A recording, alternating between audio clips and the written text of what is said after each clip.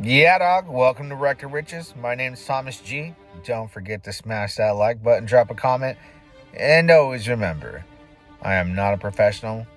I am for damn sure. What did I just say? Oh, I am not a financial advisor. I am for damn sure not a professional. This is cryptocurrency. You could get wrecked, so don't ever allow an influencer on any social media platform to influence you when it comes to crypto. Do your research. Pure entertainment purposes only.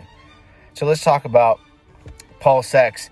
What's going on with me and PulseX, Pulsechain, and what have I been up to? And I'll tell you, right now, on a few different wallets, I'm doing trades with my PulseX only. All right. See, PulseX is below SAC price. I think it's like 40% below SAC price still at this point. So, prime example yesterday, I sent a tweet out talking about Rackham Rishel, right? He's believed to have a massive allocation per the sacrifice with the law firm and, other buddies. He's a hex billionaire. Everybody knows him in the space. And he's been liquidating his PulseX and Pulse tokens, right? He's got about $7.2 million left in just the wallet that I track. And I'm sure there's more people that are, pissing away their future to chase Ethereum and Bitcoin. Because I think people like him with that kind of money like the basic stuff, Bitcoin and Ethereum. They feel safer there, especially when it's that magnitude. And the SEC was a big scare for guys like that. That's when he really started selling off. And every time PulseX starts to moon, right around 4 zeros and a 6, 4, 5, here comes those wallets start selling off. Right after the sacrifice wallets give it a nice pump, I truly think, in the grand scheme of things, that Richard Hart, a true believer in the 52-week shakeout period, is gifting this guy some pumps to allow him to shake himself out intentionally. Like, here, man, I know you want out. You're going to be a big problem at 4 zeros and an 8. You're going to be a big problem for us to, move forward. Let me throw you some bones, and here's some exit liquidity. And he takes it. They like work in sync, honestly. And I think Richard knows he's there and doesn't mind cashing him out at these prices so that we can go beyond where we're at today. Hit SAC price on PulseX and move forward. So yesterday, on a few wallets, on a couple wallets, I got the absolute top and sold. I probably made 750 billion PulseX on this trade yesterday, selling the top. And then today, buying back in right before I went to go pick up my kids. On another wallet, I think it was a couple $100,000, like 3.1 billion PulseX I sold close to the top. And then I was like in my whale chat that I've been in for like since 2016 with some friends. And they're like, we're yield farming Inc. I was like, here comes the FOMO. So I threw some into Inc. and woke up like at 2 a.m. I was like, oh shoot, it's crashing. Just like I said, I should have stuck to what I wanted to do, because I was losing money in the yield farm. You know how it works. You just start to when the prices go down, you take like a way less loss than you would just being in like PulseX, for example, or Pulsechain while it's dipping. But I earned some Inc tokens, obviously not enough to mitigate the loss there. So I took a loss, but I was able to buy back in, sell those assets, go back to DAI and buy back in. And I think I only made like 155 million PulseX, which I don't even know what that's worth. Maybe like $9,000, $10,000 on just that wallet. So I turned that to Ethereum, sent it over, and did my my plays right now, because I think during the mix of a bull market, the good platforms, the good DeFi projects, I like to get in those and, juice as much money as I can, because things start to go parabolic and people start having money, making money, and they throw it around. It's a good time, good season to start making gains in DeFi, just from my experience. So that bothered me today. I was like, why did I go into the yield farm? And then why didn't I just do what I did with my other two wallets and just take these massive gains? But Rackham gives that opportunity to do it again. I think when PulseX hits, 0.4s and the 6.4-ish, I'll do the same thing, sell the wallets that I bought back in on. I got my position back. So I bought the 3.1 billion back, and I'll sell it again at 4 zeros and a 6.4, 6.5 if I can get that, and then wait for that Rackham dip. And I think RH is purposely giving them that liquidity to exit so that he knows we can just part ways as friends. You're a big player. Let's get you out at this price. Give you something to nibble on and get you out of here.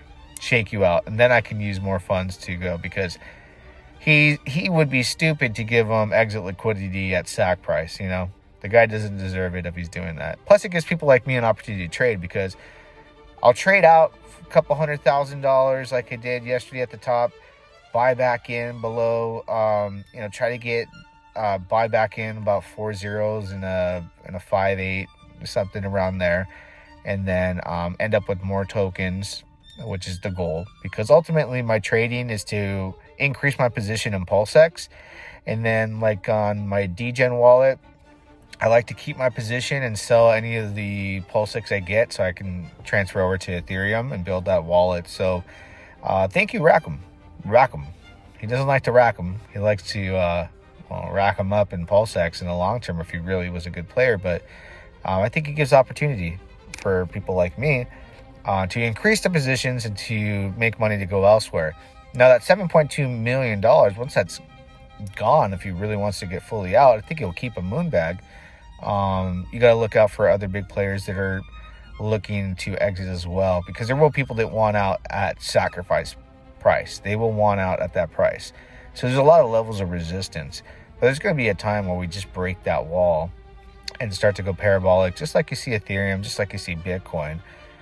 So that's what I've been doing, is trading. And I did take some profits, went into Helios on a few wallets. Different strategies I'm doing with that right now. Helios is in relation to Titan X. If you know about Titan X, and you know about the build on Titan X ecosystem and the different platforms. So, I'm rolling the dice on a platform called Helios that I like over there on that end. But I need more PulseX. I hope. See, the plan is to get maybe 3 more of these swings and increase my bag sizes on a few wallets I have, especially like my smallest bag. My smallest bag is about 3.1 billion PulseX, and then I have double digits on the other ones that I've really worked from low numbers, like ratio trading and doing all that. So I've done a great job. This one I keep going DGen, and like I'll take losses and get gains. So it's really a struggle.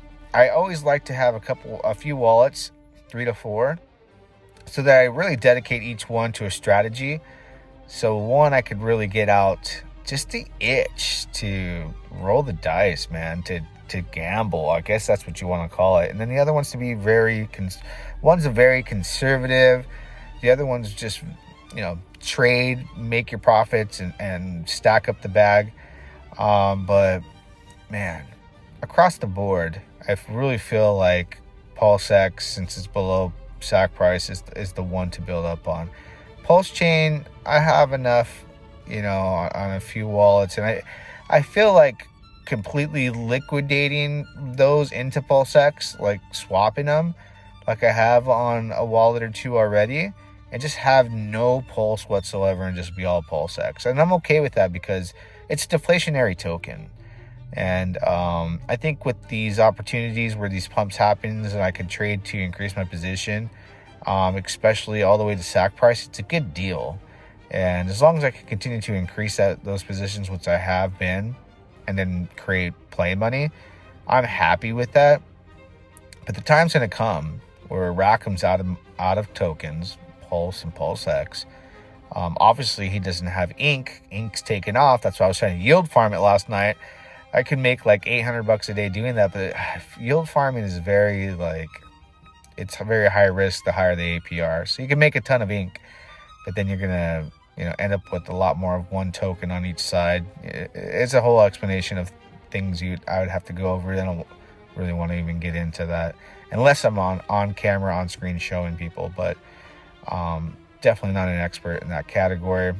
I'm like mediocre with the yield farming, but yeah, man, exciting times. Bitcoin's taken off. All 70K is like right around the corner. $4,000 Ethereum looks like it can be here any week, anytime. Gas fees are incredibly high.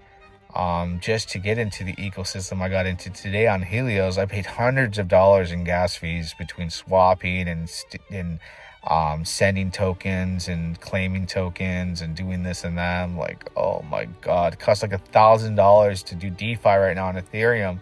So Pulsechain has a purpose and a place, and I just can't wait after the Bitcoin halving. And that's right around the time where the 52-week shakeout happens, and I think Rackham will be out by then. He'll probably be moved on to something else. A lot of the other players will too as well. We'll have resistance, but happy trading until then. It's been very easy with people like this to catch this, and very obvious, and that's why I tweeted about it. And I've been doing it, the several wallet strategy, man. You never just have one wallet and several ledgers with different seed phrases. It's important. It's very important. I'll talk more about that as we add more subscribers and we get more interest in this channel and teach people like the necessities of the game and how to be the safest you possibly can, because I think that's important. So don't forget, not financial advice. Smash the like button. Till next time, we'll do it again. Yeah, dog.